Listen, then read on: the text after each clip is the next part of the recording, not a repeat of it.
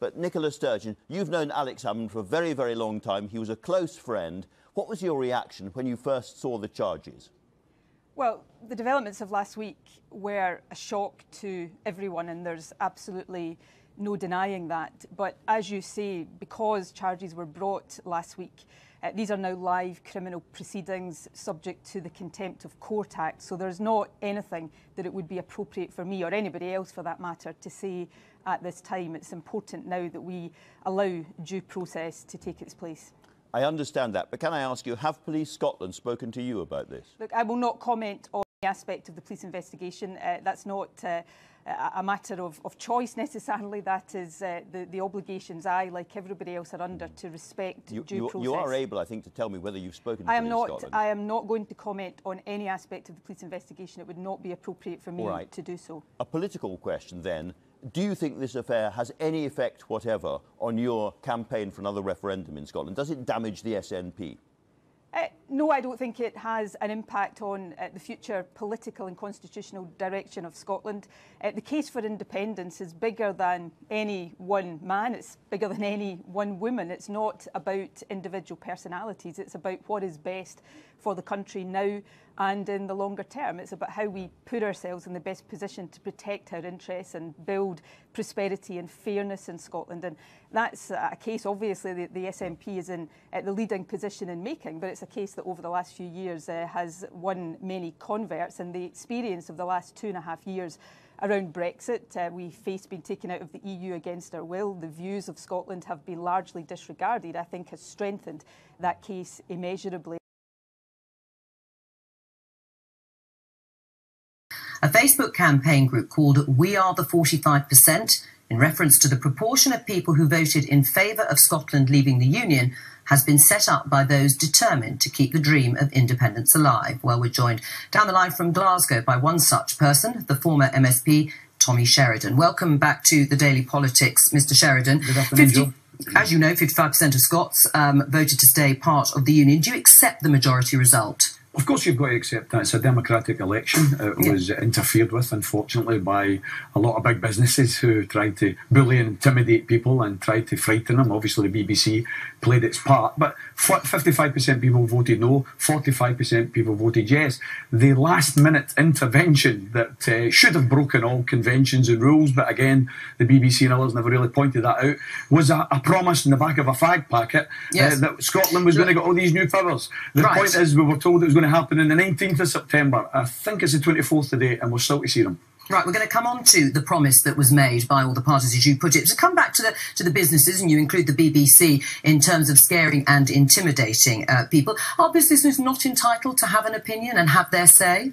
I think everyone's entitled to have an opinion and have their say. You didn't like what they said. But they're not entitled to threaten people that they'll lose their jobs if they vote yes, which is what businesses did, Joe. And that's a disgrace. And you guys in the media should have done more to point that out. This was a democratic and apparently free election. You gave, for instance, coverage to the Deutsche Bank, who said that if we voted yes, we were going to bring in a new Great Depression. A lot of nonsense. But you guys gave it coverage. I think we have to accept that the coverage of the referendum did not cover the BBC in glory. I hope you'll accept that. I'm not having a go at you personally, but the BBC as an institution backed up Britain. That's what they did. You seem to be and laying the blame for the fact that you didn't win that. Let's come to the issue then of independence. When do you think it'll be revisited, the issue? Well, I hope we'll have another referendum in 2020, Joe. I hope that we will have next May a massive majority for the pro-independence parties at the general election. I think one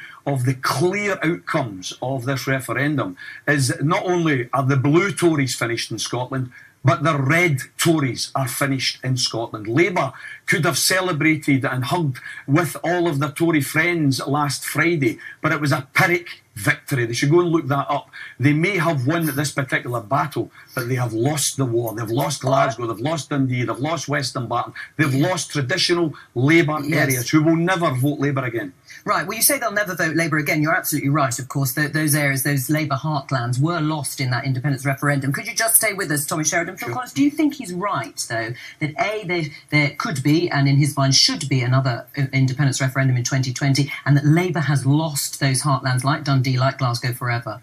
No, I don't think they've lost them forever, but I do think Tommy's right that there's a severe threat to Labour in Scotland. I think that is one of the outcomes of the referendum campaign. I think Labour people are very concerned about that. Whether there'll be another referendum that quickly, I doubt. I suspect the argument for independence will get weaker as Scotland gets older and the oil supplies run down, but it's perfectly reasonable to campaign for another referendum. However, to patronise everybody as if the Scottish people are dupes who simply see what is on the telly and read what is in the paper and do as they're told, I think is really patronising. Right, and everybody did say, Tommy Sheridan, that it was amazing to see so many people engaged in the debate on both sides. When it comes to the negotiations with the UK parties over reform, do you have any trust that reform will be delivered? I think it's absolutely fabulous to see the level of engagement, Joe. We've got a big rally in George Square on the 12th of August. It's been renamed Freedom Square, and people will be going along there from the 45 movement, and we will be appealing to those who maybe weren't duped, because I don't say 55% of people were duped. Only 6% had to be duped to win it for the British establishment. That's all that had to be done. What I do say is people were intimidated, they were lied to, they were bullied. There were cases of intimidation and lying and bullying on both sides, as you well know, and I don't want to go into a whole sort of rerun of what happened. Perhaps you should, but you guys certainly gave a lot of coverage to an egg, but you never gave a lot of coverage to the bosses threatening to sack their workers. Let's get to the reform. You haven't answered the question. Do you have no trust then in reform being delivered? Because there are so many people saying, actually, in the end, Scotland could have its cake and eat it. Listen, Joe, what the people of Scotland, what the 1.6 million people who voted for independence last week want is they want a country that doesn't cut essential services, that doesn't slash welfare spending, doesn't spend money on nuclear weapons. But the point is what we are going to get, regardless of who wins the Westminster election, regardless whether it's the blue Tories or the red Tories, we are going to get another package of cuts. And I hope the SNP aren't going to implement them. We need a fight back. Well, and the point is, Phil Collins, that actually there are new powers on the way. Yes, agreement has to be thrashed out. It may well be Nicola Sturgeon that is doing that on behalf of the SNP. But new powers will come to Scotland and they'll be able to make choices over how they raise income tax, for example, to pay for things like the NHS. Absolutely. The new powers will probably be very extensive. They'll absolutely be delivered because they're bound to be, because the Westminster parties would be ridiculous not to redeem the promise that was made. So it has to happen. And there will be extensive new powers. And if they go as far as to give them full control over income tax, then the Scottish Government can choose to disperse that money however it likes. Are you convinced, Tommy Sheridan? Well, imagine the shock that everyone will feel. Politicians break their promises. Wow, that'll be a front pager, eh? Come on, listen, it was a pile of nonsense we were offered last week. What we want is real power. We want freedom. And you're asking, where does the independence movement go from here? That's simple. To independence. It's maybe a wee detour, but we're still on the path to freedom. All right, Tommy Sheridan, thank you very much.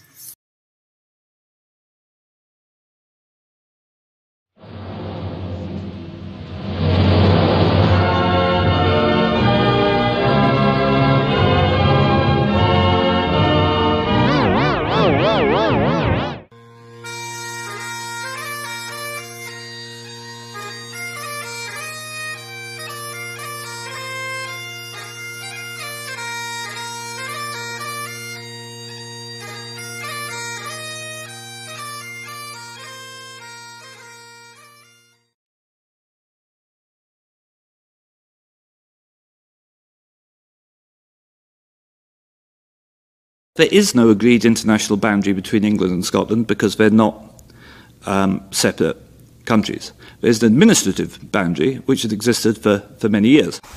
I'm here now on the beach at Carnoustie, just down from the famous Carnoustie golf course.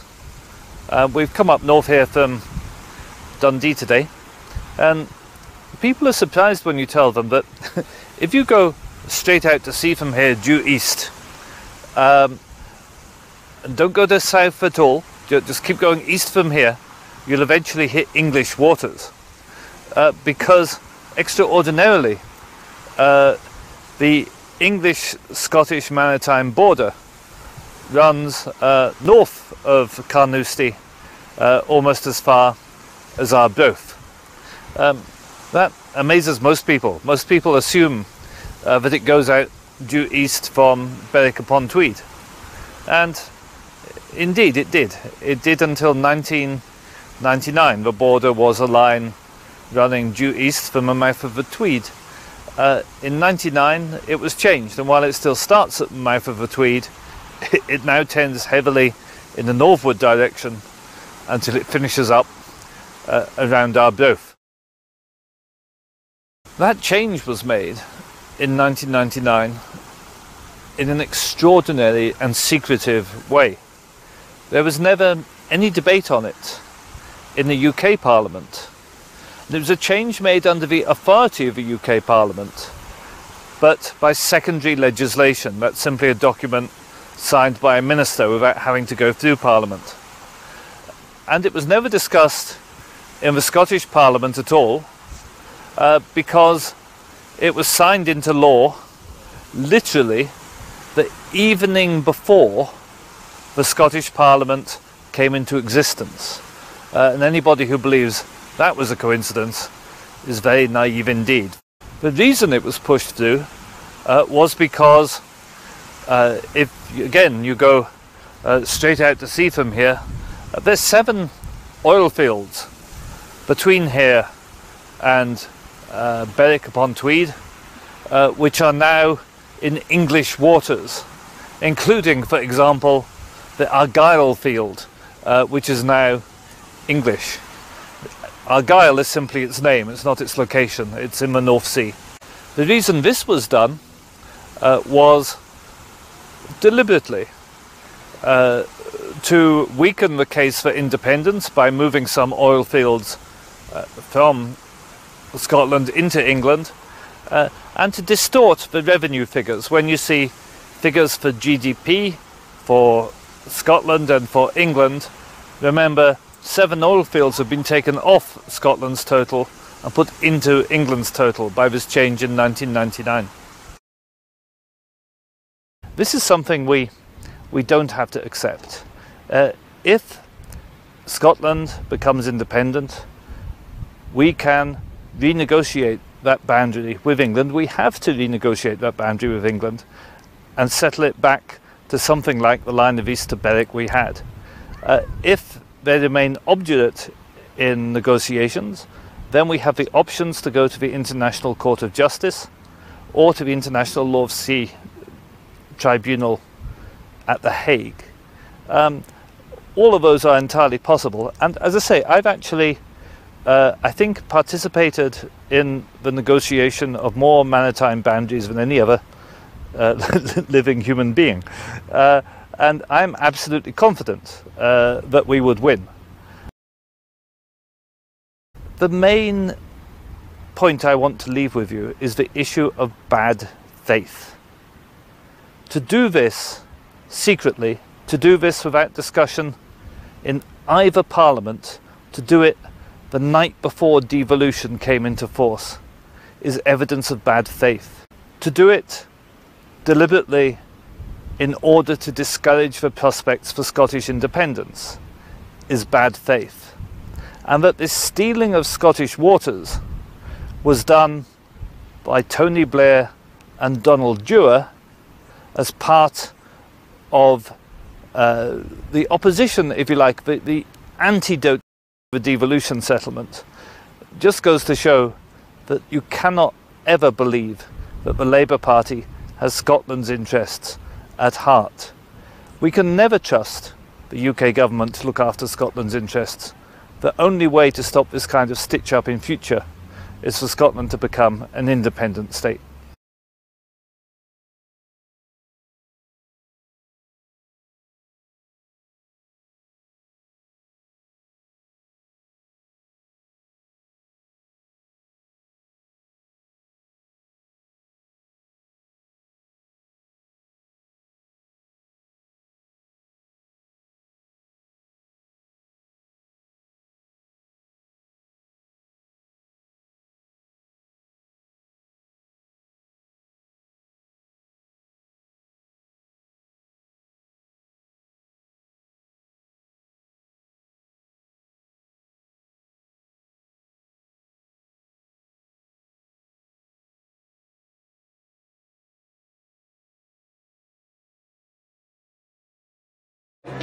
A cultural rehearsal. Yeah, take care.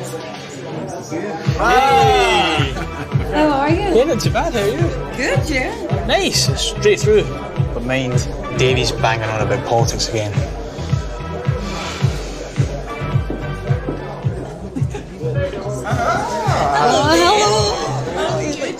That SNP, I've been in government for 10 years. That's a decade.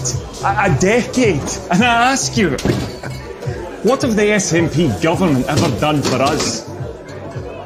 They scrapped tuition fees. Pardon? Free higher education. Oh, they did give us that, granted, yes. And another thing, they built or done up loads of schools. 750, I think. Aye, mind how the schools used to be like. You know, those cold, drafty classrooms. And what about all that extra free childcare? All right, I'll give you the scrapping tuition fees, the sorting the schools, the more free childcare. Just 3 wee things that the SNP have done. And they completed 70,000 new affordable homes. What? 70,000 new affordable homes? Well, yes, they did build a few houses, but apart from free tuition, schools, more childcare, and the houses... The small business bonus. Record health spending and 12,000 more working in the NHS. And they scrapped the prescription charges. Yeah, all right. 230,000 modern apprenticeships. Yeah, that's really important. My wee brother's just started his last month. Yes, but... And it's safer to walk the streets at night now. Aye, all those extra bobbies on the beat. What about the baby boxes for all new mothers? I mean, that's a big first. Yeah! Baby box! Then there's all the climate change legislation. And they banned fracking. Setting up the Scottish National Investment Bank. Introducing same-sex marriage. Oh, didn't forget about the free personal care for the pensioners. Protecting their free bus passes. Aye, right enough. My nan would be scanner without hers. And they get rid of the bridge tolls. Built the Queen's Ferry crossing. And the Borders Railway. Yes, all right. But... apart from scrapping the tuition fees, sorting the schools, the 70,000 or so extra houses, the small business bonus, record healthcare spending, 12,000 extra NHS staff, getting rid of prescription fees, 230,000 modern apprenticeships, more police on the street, baby boxes, new climate change legislation, banning fracking, the Scottish National Investment Bank, same-sex marriage, healthcare for pensioners, free bus passes, scrapping the bridge tolls, building the Queensferry crossing and the Borders Railway. What has the SNP government ever done for us?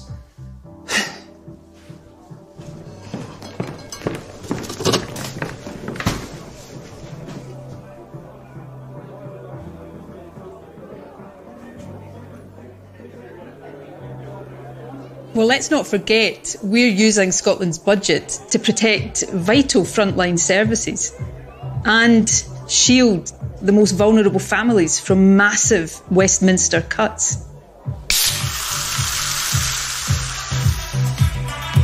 SNP. Stronger for Scotland.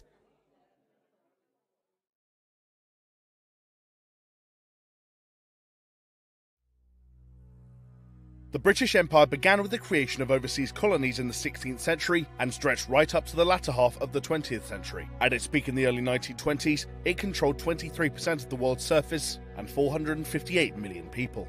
Its power and influence were hugely impressive, but what was the human cost of such a sprawling empire? Join us to find out with 10 shocking facts about the British Empire. Number 10. Amritsar Revolution. After the First World War, there was a growing nationalist sentiment in British-ruled India. To prevent protests, the British government banned large public meetings in many of the country's major cities. Unfortunately, this order wasn't widely broadcast. On the 13th of April 1919, thousands of civilians assembled in a public garden in Amritsar, India's holy Sikh city, as part of celebrations for the annual Baisakhi festival. Hundreds of peaceful protesters also gathered there to make a stand against British imperialism. Upon hearing of the congregation, Colonel Reginald Dyer of the British Indian Army ordered his troops to fire indiscriminately on the unarmed crowd. The soldiers fired for 10 straight minutes. The garden was walled on all sides, making it difficult for people to flee the bullets. The British government later released figures saying that 379 people had been killed and 1,200 injured, although other sources claim there were well over 1,000 fatalities. Dyer was initially praised as a hero for preventing a potential Indian mutiny. He was given a government pension while his victims received nothing. However, his actions were later strongly condemned by the British government. Number 9. Transatlantic slave trade. From the 15th century to the end of the 19th century, 12 and 15 million people were forcefully transported from Africa to the Western Hemisphere as part of the transatlantic slave trade. Of these, approximately 1.2 to 2.4 million Africans died during transportation, which involved them being forced into tight, unsanitary spaces for months on end. Although the British anti-slavery reform movement was one of the most important forces behind the abolition of the brutal trade, the British Empire was well and truly at the core of the industry. Since the first British slaving voyage to Africa in 1562, it's estimated that British ships made the trip from Africa to America over 10,000 times, kidnapping men, women, and children as young as 8. University of Hull history professor David Richardson calculated that this equates to 3.4 million slaves who were carried by British ships. Number 8. Crushing the Iraqi Revolution. As part of the treaties following the conclusion of World War I, Great Britain was awarded authority over Iraq. Known as Mesopotamia at the time, Iraq was still a fairly new country. The Brits quickly got rid of the Ottoman officials who'd been running the country's administration and replaced them with their own puppet leaders. In May 1920, less than a month later, Iraqi discontent with their imperial overlords reached breaking point and a revolution began. The response of the British Empire was brutal. They used the strength of the Royal Air Force to target villages held by rebel tribes with nighttime bombing raids. It's estimated that the Brits dropped almost 90 kilograms of bombs, killing countless civilians. They conducted random searches of people's houses and, if a single weapon was found, they would burn the village in question to the ground. Rebels, loyalists, children, animals, crops, the destruction was pretty much indiscriminate. Over 10,000 Iraqis were killed during the revolution, which concluded with a British victory in October 1920. Number 7. The Aden Emergency. Although the second half of the 20th century saw the gradual dissolution of the British Empire, it was not without its imperial atrocities. In the 1960s, anti-imperialist sentiment broke out in Aden, a small area in the south of the Arabian Peninsula, which is now part of Yemen. Since 1839, Aden had been home to a crucial British port, so they were not going to let the area go without a fight. The primary British strategy was brutality. Nationalists from Aden were rounded up and taken to locations that have since been nicknamed torture centres. According to a 1966 Amnesty report, the centre saw inmates being stripped and kept in refrigerated cells, having cigarettes extinguished on their skin, being deprived of sleep for days on end, and being sexually assaulted. By September 1967, the British-controlled government collapsed, and talks began to negotiate Britain's withdrawal from the area. The last British troops left Aden 2 months later. Number 6. New villages. In the 1950s, the British Empire was facing threats from armed communist insurgents, who sought to take over Malaysia, which was then the Federation of Malaya. There was considerable support for the insurgents from the peasant population, which led the Brits to the conclusion that they'd be difficult to defeat in regular combat. Therefore, rather than dealing with the insurgents themselves, the British Army decided to destroy their support system by targeting the peasants instead. They rounded up approximately 500,000 civilians and resettled them in heavily guarded camps, nicknamed New Villages. But these villages were far from homely. Villagers were forced to live with barbed wire fences, armed wardens, extremely poor sanitation, and scant food rations. Contact with the outside world was also strictly forbidden, even among families that had been ripped apart as part of the programme in order to prevent influence from the insurgent rebels. Historians generally agreed that the new villages achieved their intended goal of preventing a communist rebellion. However, it didn't stop general nationalist sentiment, and the Federation achieved independence in 1957. Number 5. Irish Famine. The Irish Famine of 1845 to 1852 is well known as one of the most devastating events of modern history. It was fundamentally caused by the mass infection of potato crops. However, it was considerably exacerbated by the actions of the British Empire. British civil servant Sir Charles Trevelyan was put in charge of the relief efforts, but he arguably did way more harm than good. Trevelyan strongly believed that the famine was God's way of punishing the Irish for being lazy, and that the British government should not interfere with market forces. He described the disaster as an effective mechanism for reducing surplus population. As a result, he actually refused to hand out food to starving Irish. Instead, he forced dying individuals into hard labour constructing roads, so they could earn money to buy grain. This was a colossal failure, as the price of grain skyrocketed beyond the workers' wages, and Trevelyan refused to control it. Approximately 1 million people died, and another million emigrated away from Ireland, meaning that the country's population declined by about 25%.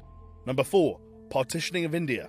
India and Pakistan won independence from the British Empire in August 1947, the result of decades of nationalist struggles. The task of negotiating the British exit and deciding what to do with the Indian subcontinent fell to English lawyer Cyril Radcliffe. Radcliffe made the tough but arguably necessary call to split British India into the separate countries of India and Pakistan based on religious lines. Pakistan became a Muslim country, and India became a mainly Hindu country. The decision itself wasn't necessarily met with much contention, but what was problematic was how poorly the partition was executed.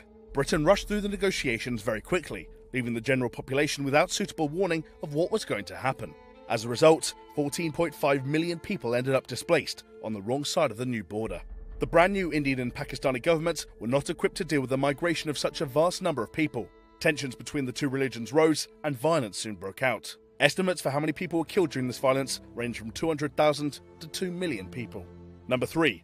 The Boer concentration camps. The term concentration camp and the atrocities associated with them are usually reserved for the barbaric acts of the Nazis during the Holocaust. Yet, shockingly, the British Empire got there first. During the Second Anglo-Boer War from 1899 to 1902, the British rounded up 100,000 Boer people and detained them in camps. The majority of those imprisoned were women and children. The conditions were unspeakably bad, and the spread of diseases like measles, typhoid and dysentery was rife. Food rations were dire, with the families of Boer men still fighting against the Brits routinely given smaller allowances than other inmates. According to the UK archives, between 34 and 42,000 civilians died of disease in these camps. The use of the camp succeeded in terms of achieving military success, as it's believed they are a major factor behind the Boer surrender. However, they provoked mass public criticism of the British Empire, with early 20th century campaigner Emily Hobhouse denouncing the camps as a Holocaust. Number 2. Famine in India. In 1943, at the peak of the Second World War, a crisis was raging through British-controlled India. Years of inefficient agricultural practices, poor harvests and population pressures all culminated in one of the deadliest famines of all time.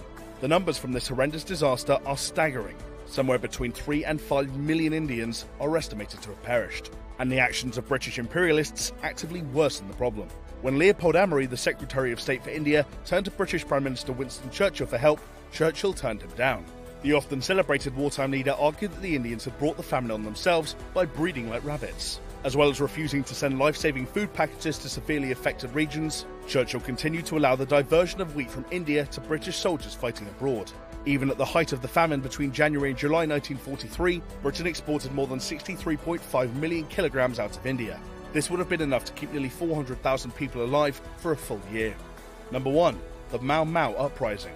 It would appear as though the British Empire learned nothing from the atrocities of the Second Boer War or the Nazi systematic execution of an estimated 11 million people, and in the 1950s, they turned to concentration camps once more. Camps were used in retaliation against the Mau Mau Uprising from 1951 to 1960. The uprising took place in British Kenya, where members of the Kikuyu tribe rebelled against imperialist rule. According to the Kenya Human Rights Commission, an estimated 160,000 people were imprisoned in these so-called British gulags, where they were systematically tortured. This torture included malnourishment, sexual assault, and prisoners' ears being cut off. And the camps weren't the only extreme method that the British used to squash the Mau Mau Uprising. They launched an aggressive and indiscriminate military campaign against the Kikuyu people, executing, torturing and maiming approximately 90,000 Kenyans and pillaging whole communities. In recent years, 40,000 victims of British brutality have sought millions of dollars in compensation from the UK government for the torture, rape, wrongful detention and forced labour they suffered. So far, they have received over $3.5 million in compensation. So that was 10 shocking facts about the British Empire. Which of these did you find the most alarming?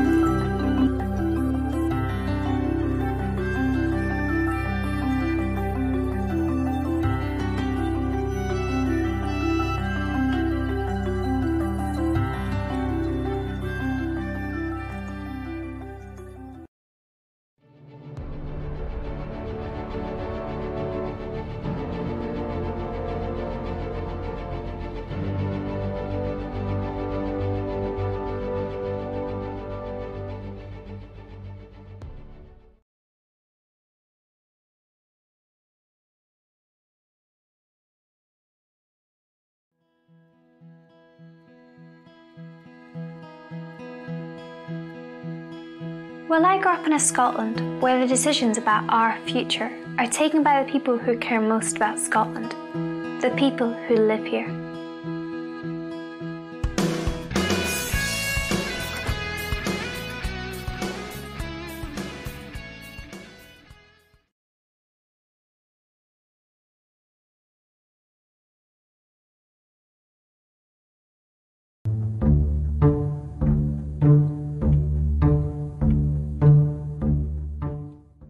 This country is in a terrible state according to some people, and I know why.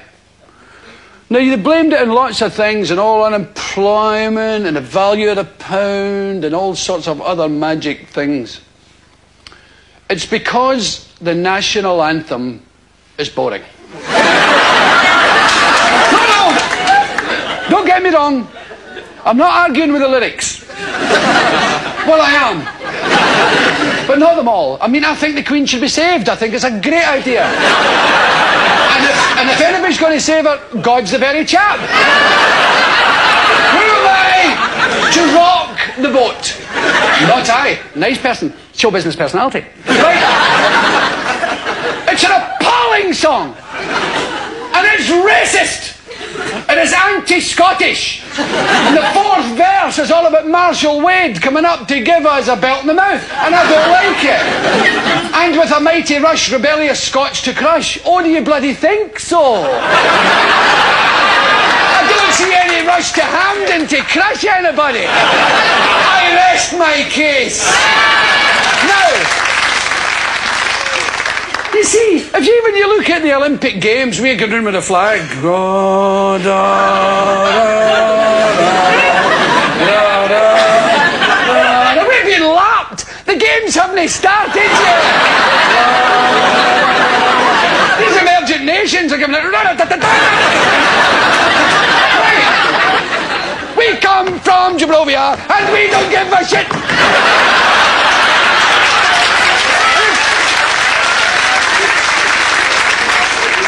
We've got a national debt of £50 squillion. We will get the monkeys. God save. All the other nations don't want us to win. Because when we win, it takes half an hour and a flag out of the bloody God save. No wonder Daley Thompson's scratching him. Season up. So I think it's time for a change. And I think a refreshing change would be to use a theme from the Archers.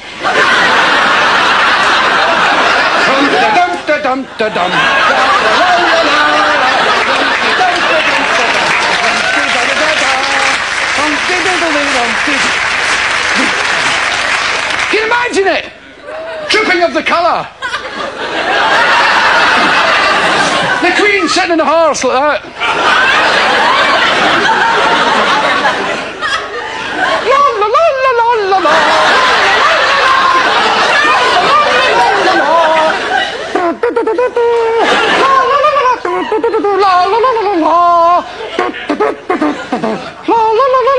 And then the public in the seats going rum-de-diddle-dee.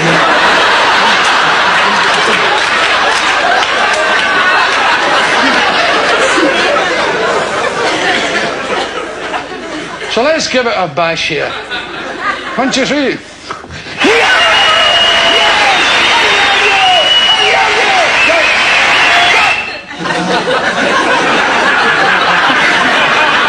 I'll get one of them in the bedroom.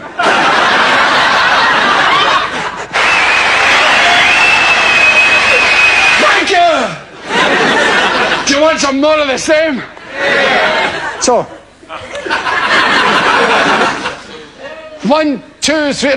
Now just think. Now that's going to be the lyrics. We're not going to change a thing. It's going to be rum-ti-dum-ti-dum-ti-dum, la la la la la la, rum-ti-bum-ba-bum-ba-bum, dum-ti-diddly-dum. Just think the new immigrants can learn it on the bus on the way in from Heathrow. Rum-ti-diddly-dum-ti-dum-ti-dum. How do you feel as a new immigrant? You get off the bus, you know the bloody national anthem. La la la la la la la.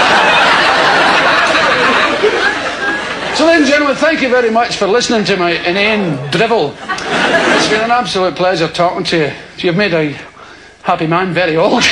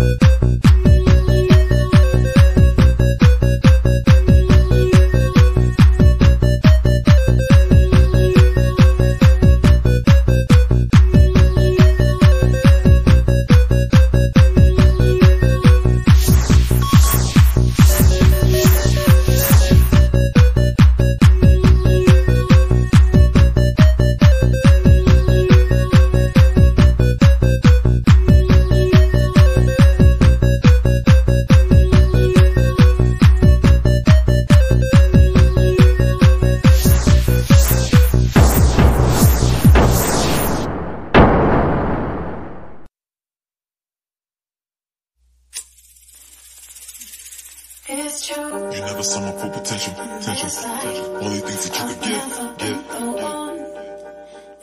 Next up is Semi-Automatic, In Your Eyes.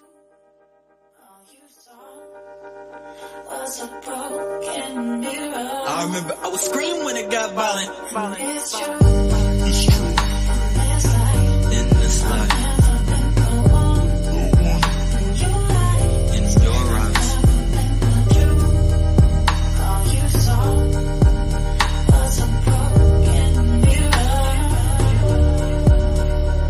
Listen, you never saw my full potential. All you saw were all the things for me that you could get. And even reminiscing over all the things we've been through. The thought lingers on how you said I was a regret. Shit. Broken mirrors. Shattered my reflection. People in your life can be a blessing. Either that or end up as a lesson. Type these thoughts and send it as a message. It's all your fault, I told you not to text me. Blaming you was easier than me. Containing proof is needed when discreet. The fact of the matter is that factual matter are just actually atoms that contain emptiness. So to ask what's the matter when the practical matter matters nothing to you, why would I explain what it is? That's a mind fuck, a definite mind, but you ain't see it. You're a blind fucking infinite blind, but you're needed. I don't need your approval, we don't need to start over. I don't need your renewal, all I needed was you. And I was down, I was sitting and cry. You don't know how many times that I wish I died. You don't know how many times that I counted on you, but I know how many times that you didn't try. It's true. In this life.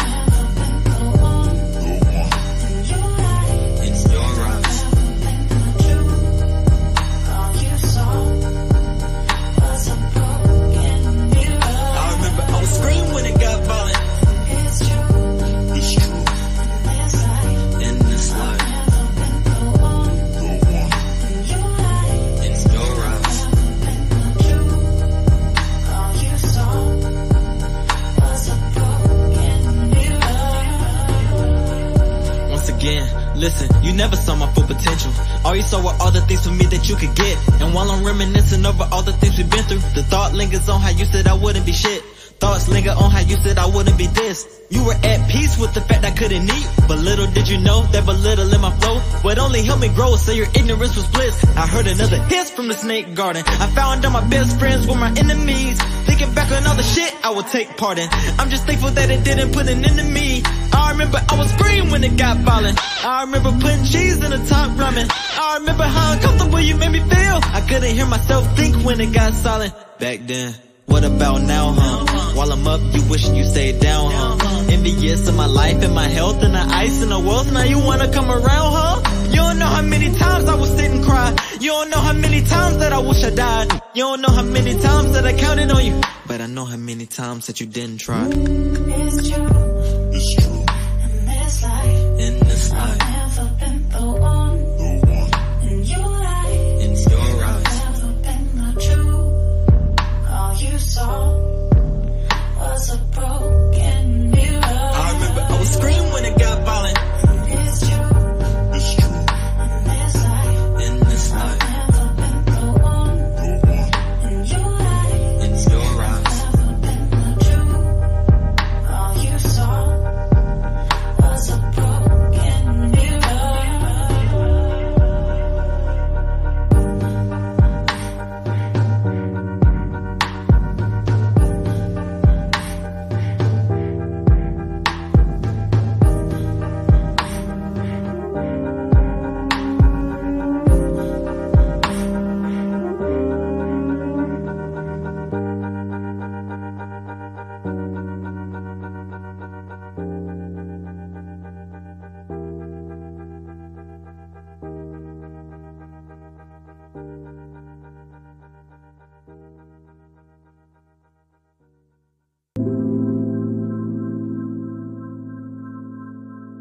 You know, sometimes the pressure and pain just...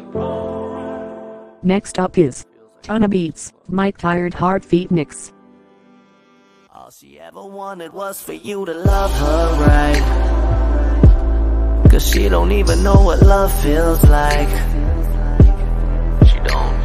She's so afraid of what the future holds. Her mama never loved the truth be told, cause she's been blaming her ever since her daddy left when she was only 2 years old. So she hates herself, wishing she could just erase herself. So let me ask you how you keep on blaming her when she already blames herself for everything that's wrong between the two of you. And you just let it happen like you usually do. She finds it hard to deal with all of it.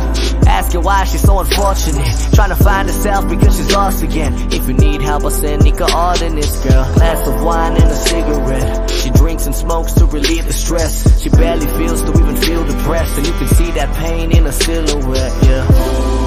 Glass of wine and cigarettes, smoke full of silhouettes. Got a mind working in the night shift, a tired heart that really needs some rest. Glass of wine and cigarettes, smoke full of silhouettes. Got a mind working in the night shift, a tired heart that really needs some rest. Baby girl, why you still pretend? It's sickening. You sick of him and yet you still with him. And you gon' keep on getting sicker and sicker, so let me in to be your medicine. I could change all that, rearrange all that, I'm just saying I'll be there for you. And it ain't no bad if you stay on track, I'ma be that man for you, because it's worth it to be. Girl, nobody's perfect, but with all your flaws, you're still perfect to me. If you look harder enough, then you'll certainly see that he ain't shit without you. Probably don't know one thing about you. Probably just left you scarred in the very same heart when he said he wouldn't doubt you. Cause she finds it hard to deal with all of it. Ask her why she's so unfortunate, trying to find herself because she's lost again. If you need help, I'll send Nika all in this girl. Glass of wine and a cigarette. She drinks and smokes to relieve the stress. She barely feels to even feel depressed, and you can see that pain in her silhouette, yeah. Glass of wine and cigarettes, smoke full of silhouettes. Got a mind working in the night shift, a tired heart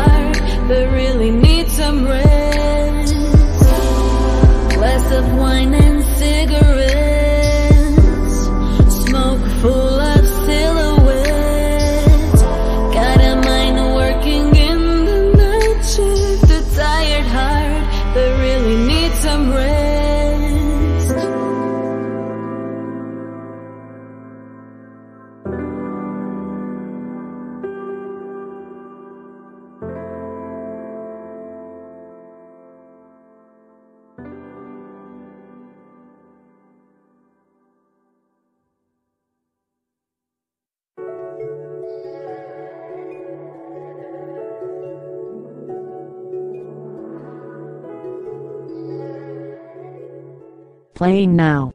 Jika Wave, Dissolve.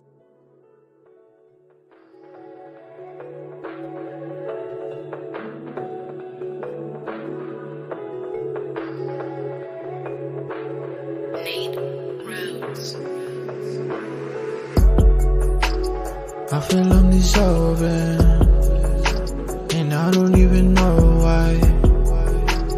I feel like dissolving, and I don't even know why. I don't even know why. Yeah, I don't know why. I feel I'm dissolving. I feel I'm dissolving. Times change, yeah, times change. Everything's not the same. I feel I'm dissolving. I don't even know why. I just cry, yeah, I just cry. Misery is in my life. I just feel like smoking, so I feel I'm not alive. Pain comes and then it goes. That's the only thing I know. Damn, I feel so hopeless. Wish you never noticed. I feel I'm dissolving, and I don't even know why. I feel like dissolving, and I don't even know why. I don't even know why. Yeah, I don't know why. I feel I'm dissolving. I feel I'm dissolving. You come and then you go. I feel I'm alone. Nobody's in my room. Yeah, nobody's in my room. I look at you so you can heal me. One puff and you just kill me. 17 minutes just passed. These days are gonna last. Fuck the smells and all the laughs. Fuck the cash and all of that. I feel I'm dissolving, and I don't even know why. I feel I'm dissolving, and I don't even know why. I feel like dissolving, and I don't even know why. I don't even know why. Yeah, I don't know why. I feel I'm dissolving. I feel I'm dissolving.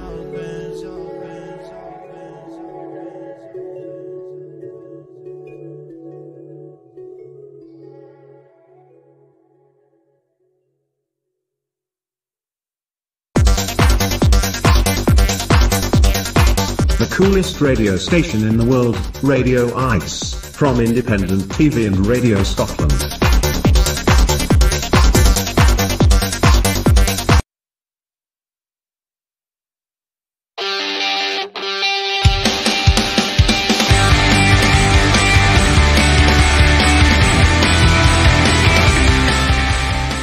Now playing. Color Out, Nothing to Lose.